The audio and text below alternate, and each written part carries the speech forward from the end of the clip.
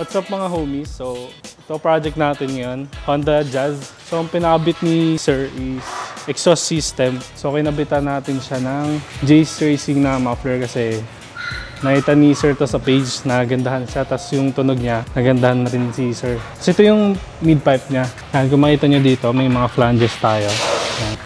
Kung sakaling may sira, madali na lang siyang babaklasin tapos ayusin. Tapos pagdating dito, naglagay tayo ng resonator. Dapat di tayo tatanggal niyan para umingay yung sasakyan. Dapat meron pa rin yan para hindi tayo nawawala ng back pressure.